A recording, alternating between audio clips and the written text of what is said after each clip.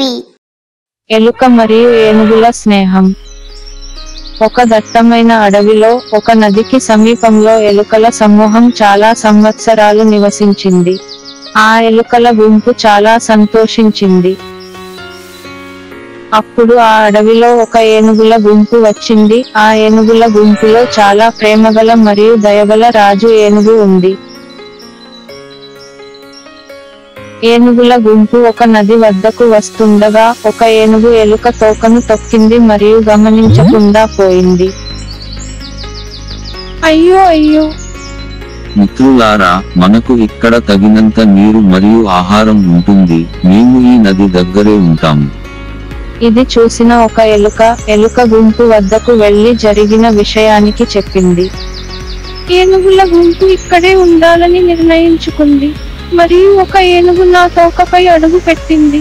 మనం ఇప్పుడు ప్రమాదంలో ఉన్నాం. సరే, ఏనుగుతో మాట్లాడి నిర్ణయం తీసుకుంటాం. ఎలుకలు ఏనుగుల మంద వద్దకు వెళ్ళాయి. ఏనుగు సోదరా, మేము చిన్న రూపంలో ఉన్నాము కాబట్టి మీరు మమ్మల్ని గమనించకుండా కొన్ని ఎలుకలపై అడుగు పెట్టారు. ఈసారి స్వల్ప గాయాలతో బయటపడ్డాం. ఇప్పుడు మీరు మాకు ఒక మార్గం చెప్పాలి. ఓ ఎలుక, మమ్మల్ని క్షమించు.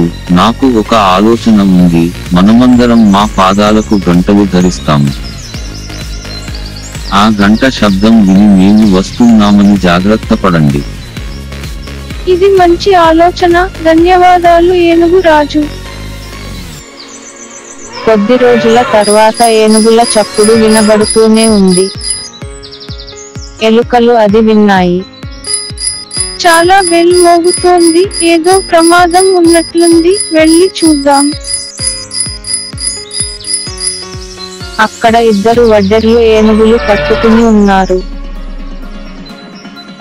అప్పుడు ఎలుకలు వెళ్లి వేటగాళ్లను తరిమివేసి ఏనుగులను రక్షించాయి. చాలా ధన్యవాదాలు ఎలుకలు. దీని తరువాత ఎలుకలు మరియు ఏనుగులు చాలా సన్నిహిత మిత్రులుగా మారాయి. ఈ కథ నుండి మనం నేర్చుకునేది ఏమిటంటే, మనం మంచి చేస్తే మంచి జరుగుతుంది మరియు చెడు చేస్తే చెడు వస్తుంది. మా ఛానల్లో మీకు ఎలాంటి కథనాలు కావాలో మీ అభిప్రాయాలను కామెంట్ చేయండి. ధన్యవాదాలు. అడవి కుందేలు మరియు పండ్లు. ఒక కుందేలు అడవిలో నడుస్తోంది. కుందేలు దారిలో కొన్ని పక్షులు, జంతువులు పండ్లను తింటున్నాయి.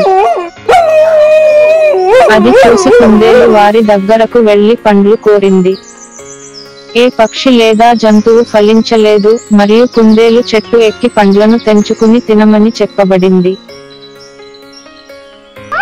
కుందేలు చెట్టు ఎక్కేందుకు ప్రయత్నించి విఫలమై పాపం కొంత దూరం వెళ్లి కూర్చుంది. అప్పుడు ఒక గురూజీ వచ్చి కుందేలు దగ్గరికి వెళ్ళాడు. ఏ కుందేలు, ఎందుకు విచారంగా ఉన్నావు?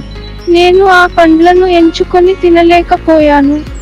అయ్యో, నేను నీకు ఒక మంత్రం చెబుతాను. చెట్టు ముందు నిలబడి దానిని పఠిస్తే పండ్లు రాలిపోతాయి. ఓం క్రీం పండు పడిపో, ఇలా చెప్పు. ధన్యవాదాలు గురూజీ. కుందేలు చెట్టు ముందుకి వెళ్లి మంత్రం పఠించింది. ఓం క్రీం పండు పడిపో. పండ్లు పడ్డాయి. మళ్ళీ ఒక చెట్టు ముందు నిలబడి అన్నాడు, ఓం క్రీం పండు పడిపో.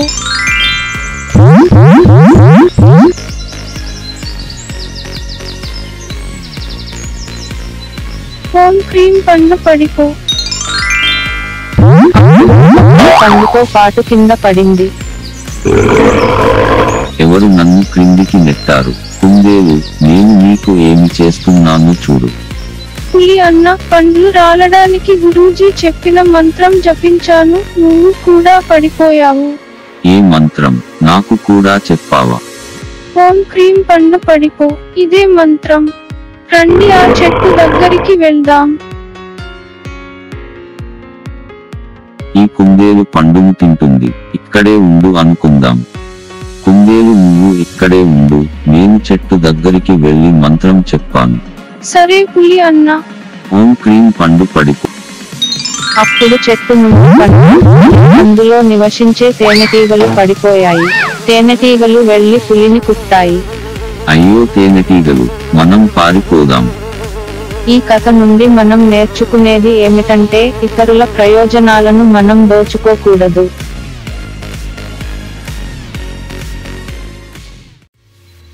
ఏనుగులు మరియు దాని స్నేహితుల కథ. ఏనుగులు ఎప్పటిలాగా అడవిలో ఉన్న కొలంలో నీళ్లు తాగేదానికి వెళ్ళింది. ఆ కొలనులో ఉన్న తాబేలు, పీతలు, కప్పలు ఏనుగులతో స్నేహంగా ఉండేది. స్నేహితులారా, ఈ కొలంలో నీళ్లు తగ్గిపోయాయి. అందువలన మేము వేరే కొలానికి వెళ్ళిపోతాము. ఇంకెక్కడికి రాము. నీళ్లు తగ్గితే మేము ఇక్కడ బ్రతకలేం. అందువలన మమ్మల్ని కూడా వేరే కొలానికి తీసుకుని వెళ్ళండి. సరే, తీసుకెళ్తాం. మా మీద ఎక్కండి, తీసుకెళ్తాం. ఏనుగుల మీద కప్పలు, తాబేలు, పీతలు ఎక్కాయి. ఏనుగన్నా, మమ్మల్ని కూడా మీరు వెళ్ళే కొలానికి తీసుకుని వెళ్ళండి. చేపలు, మీరు నీళ్ళలో నుంచి మాలాగా బయటికి వస్తే చనిపోతారు. మిమ్మల్ని ఏనుగు తీసుకొని వెళ్ళలేదు. అయ్యో, మేము ఇక్కడే ఉండి చావాల్సిందేనా? చేపలు, బాధపడకండి. మిమ్మల్ని మేము జాగ్రత్తగా తీసుకువెళ్తాం. చేపల్ని మనతో ఎలా తీసుకెళ్ళగలం? ఏనుగులు తన తొండంతో చిన్న చేపల్ని నీటితో పాటు పిలుచుకుంది. మిగతా ఏనుగులు కూడా అలాగే చేశాయి. ఆ తరువాత ఏనుగులు వేరే కొలనుకి చేరుకుంది.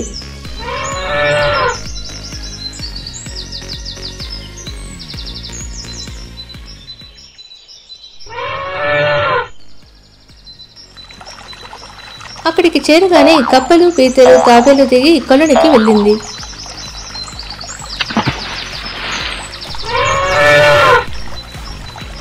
ఏనుగులు తొండంలో ఉన్న చేపల్ని నీటితో పాటు కొలంలోకి వదిలింది.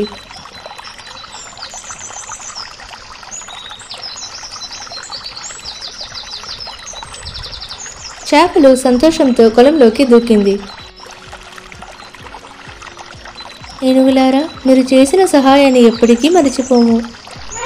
ఈ కథ నుండి మనం తెలుసుకోవాల్సింది ఏమిటంటే, కష్టం వచ్చిన సమయంలో మనల్ని మటుకే అనుకోకుండా ఈ ఏనుగుల్లాగా ఇతరులకి సహాయం చేయాలని అర్థం. దురాశ పట్టిన పులి మరియు కుందేలు తాబేలు స్నేహం. ఒక అడవిలో తాబేలు మరియు కుందేలు ఆహారం ముగించుకొని ఇంటికి తిరిగి వెళుతూ ఉండింది. కొంచెం దూరంలో నక్క ఒకటి వీళ్ళని చూసి వీటి దగ్గరికి వచ్చింది. ఏంటి కుందేలు, తాబేలు ఇద్దరు స్నేహితులు అయిపోయారా? మీ గొడవ ఒక రకంగా ముగింపుకొచ్చినట్టుంది.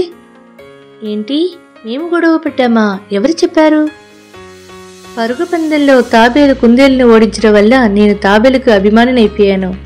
అరేరే కుందేలు చూడు, నాకు కూడా ఒక అభిమాని ఉన్నారు. నాకు ఒక ఆశ, అదేలాగా మళ్ళీ పోటీ పెడదామా? ఇప్పుడా? అవును, కుందేలును ముందు వెళ్ళిపోతావు. నేను తాబేలుతో పాటు ఒంటరిగా వస్తాను. ఒంటరిగానా? లేదు లేదు, ఒంటరిగా కాదు, తోడుగా వస్తానని చెప్పాను. వద్దు వద్దు, ఈ కుట్ర మా దగ్గర చెల్లదు. తాబేలు, నక్క ఏదో కుట్ర పన్నుతుంది, రా పోదాం.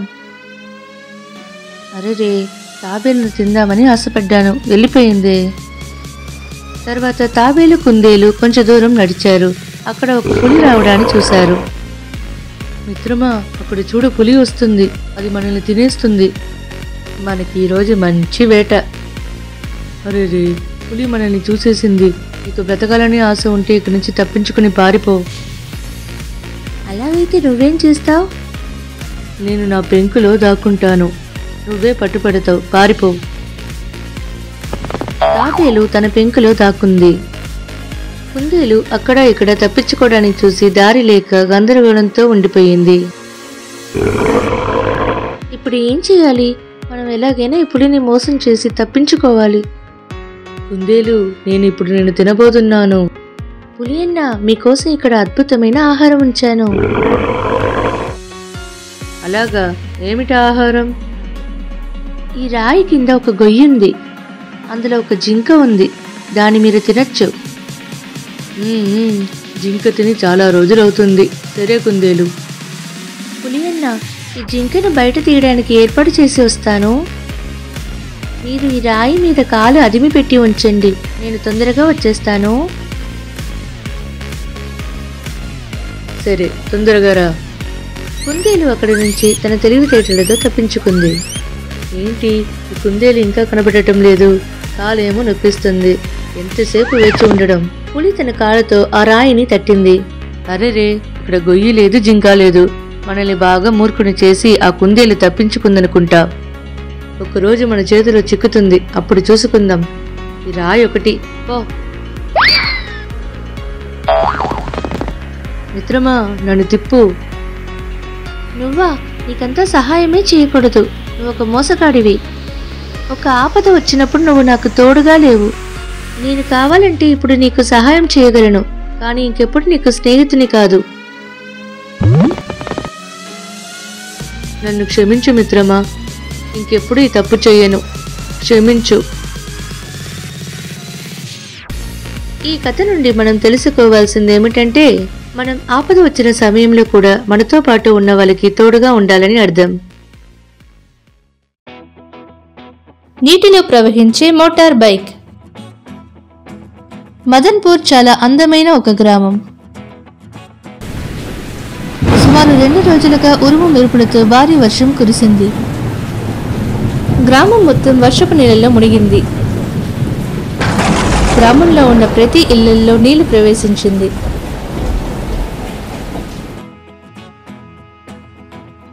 ఇంట్లో ఉన్న వాళ్ళు బయటకు వెళ్ళలేక చాలా ఇబ్బంది పడ్డారు. ఆహారం, నీళ్లు లేకుండా చాలా కష్టపడ్డారు.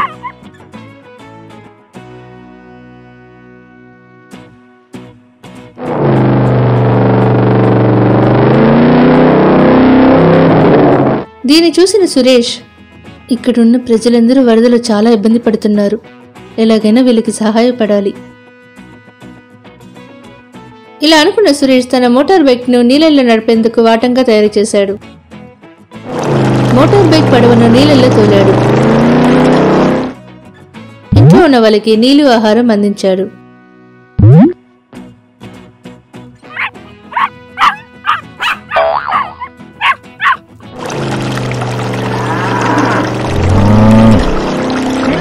వరదలో చిక్కుకున్న ఆవు, మేక మరియు కోళ్లను పడవలోకి ఎక్కించాడు.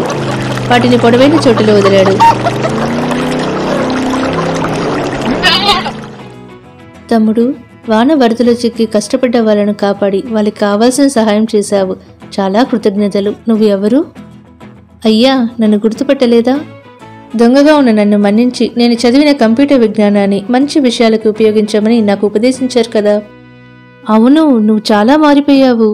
అయ్యా, నేను ఇప్పుడు పక్క ఊరిలో పనిచేస్తున్నాను. నా మోటార్ బైక్ ను నీళ్ళల్లో వెళ్ళేట్టు తయారు చేశాను. దాని ద్వారా ఇక్కడ ఉన్న వాళ్ళను వరద నుండి కాపాడగలిగాను. ఈ కథ నుండి మనం తెలుసుకోవాల్సింది ఏమిటంటే, కొన్ని పరిస్థితుల్లో తప్పు చేసేవాడికి శిక్ష ఇవ్వకుండా మన్నించి మంచిగా బ్రతకడానికి అవకాశం ఇవ్వడం వలన అతడు మంచిగా మారుతాడని అర్థం. కలర్ కోడి మరియు నక్క. ఒక గ్రామంలో ముత్తు అనే అతను కలర్ కోళ్లను పెంచేవారు. పిల్లలారా, మీకు ఆహారం వెతికి తీసుకురాపోతున్నాను. పక్కన గ్రామంలో నక్క ఒకటి ఆహారం కోసం వెతుకుతుందని వార్త వచ్చింది. అందువల్ల మీరందరూ జాగ్రత్తగా ఉండండి. సరే అమ్మా. సరే, మేము జాగ్రత్తగా ఉంటాం.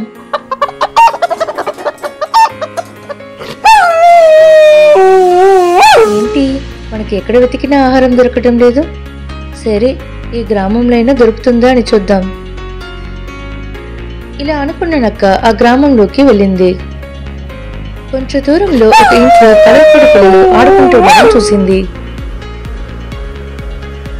ఆహా ఆహా, ఏంటి కలర్ కోడి పిల్లల, ఇది విచిత్రంగా ఉందే. ఇది చాలా రుచిగా ఉన్నట్టుంది, ఈ నెల అయినా పట్టుకొని తినాలి. ఇలా అనుకున్న నక్క కోడి పిల్లల దగ్గరికి వెళ్ళింది. అప్పుడు కలర్ కోడి పిల్లల అమ్మ వచ్చింది. అరేరే, అమ్మ కోడి వచ్చేసింది, ఇప్పుడేం చేయాలి?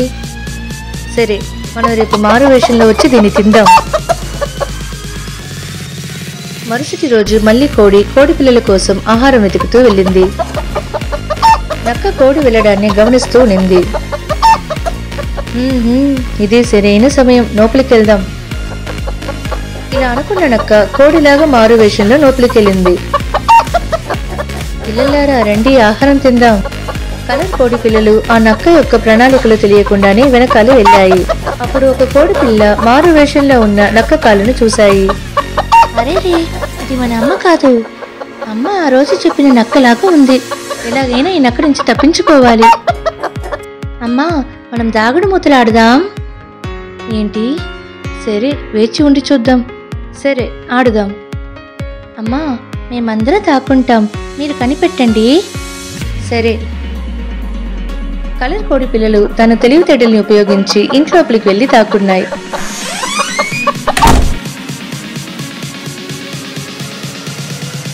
నక్క కోడి పిల్లల కోసం వెతికింది. ఎక్కడ వెతికినా కనిపించలేదు. అయ్యో, ఈ కోడి పిల్లలు మనల్ని మూకుని చేసి తప్పించుకుంది. ఈ కథ నుండి మనం తెలుసుకోవాల్సింది ఏమిటంటే, మనం ఇతరులని మోసం చేయాలని అనుకుంటే మనమే మోసగింపబడతామని అర్థం.